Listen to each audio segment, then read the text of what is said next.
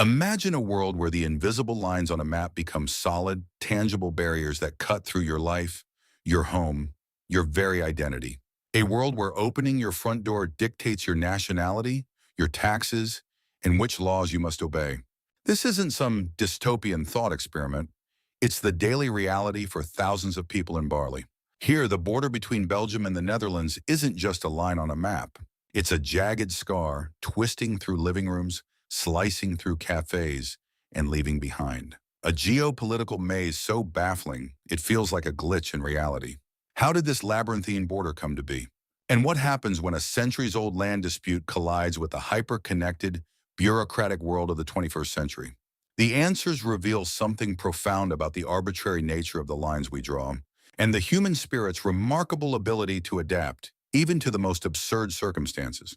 Our story begins not with nation-states, but with feudal lords.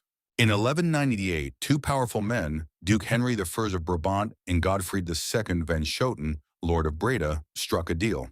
Henry, ever the shrewd businessman, kept the fertile rent-paying plots of land for himself. Godfried, his vassal, was left with the less desirable, uncultivated parcels. This wasn't about drawing clean lines, it was about assets, scattered like seeds across the landscape. The Duke's holdings would eventually become Baarle-Hertog, its name a direct nod to his title. Godfried's lands, passed down through the House of Orange-Nassau, would form Baarle-Nassau. For centuries, these scattered holdings remained a local curiosity, a patchwork of private ownership.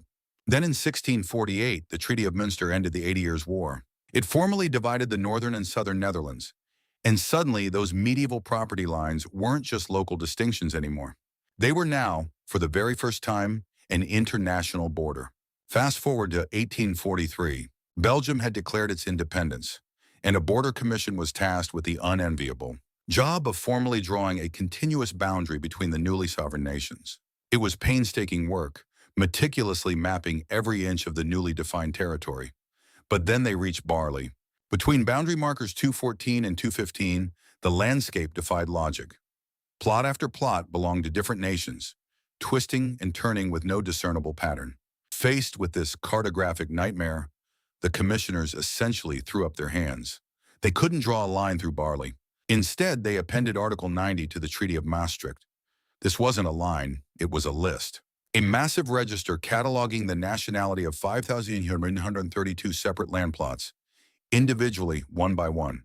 This act enshrined the chaos, creating a town where the border wasn't merely complex, it was inherently, fundamentally fractured. This fragmented history gifted Baarle something unique: 30 distinct enclaves and counter-enclaves.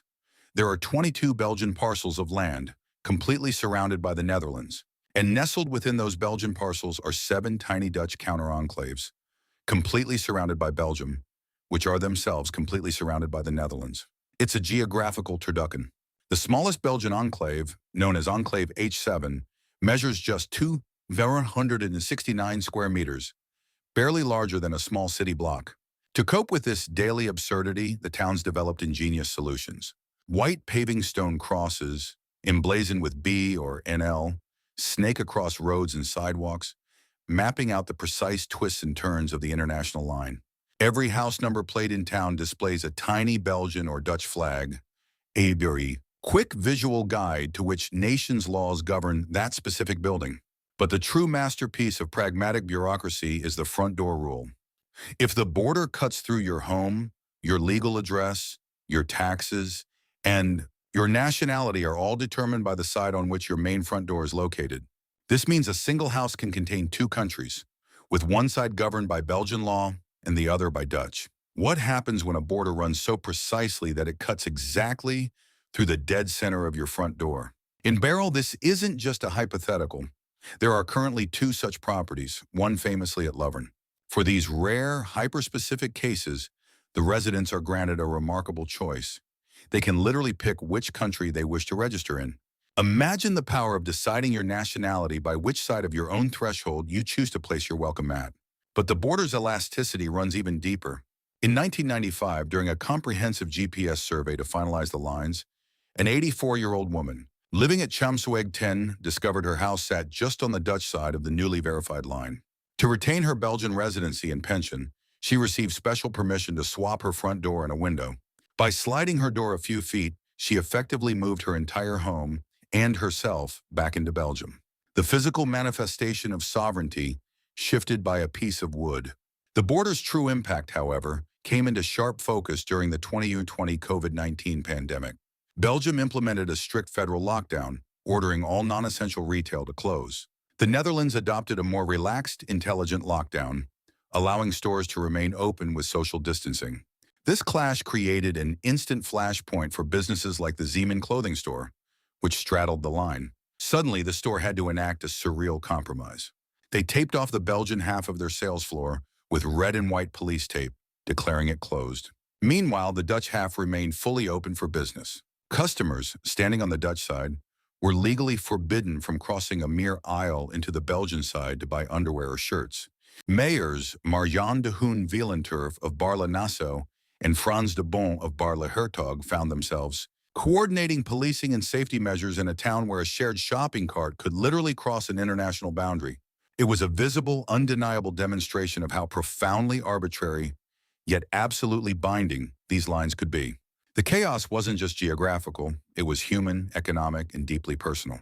The legal mapping of Baarle's borders reached its official conclusion on October 31, 1995. During those final GPS surveys, a last unassigned 50-meter strip of land was discovered. It was awarded to Belgium, becoming its 22nd enclave, H22, and with it, the definitive, unchallengeable border network was fully ratified. 959 turning points stretched over 2 kilometers. Today, the two municipalities, Baarle-Hertog and Baarle-Nassau, share a unique, often absurd, but undeniably effective administrative partnership. They share a single, jointly funded cultural center and library, built directly over the border. It even has two separate official entrances, one Belgian and one Dutch. This collaboration isn't just about convenience. It's a testament to centuries of forced cooperation, of living side by side with an invisible, yet omnipresent line. Baarle is more than a geographical oddity for map nerds. It's a living museum of human ingenuity and stubborn tradition.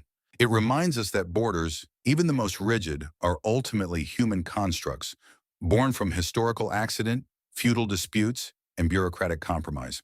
They define our nations, our identities, and our daily lives, yet in Baarle, you can literally step across one in your kitchen.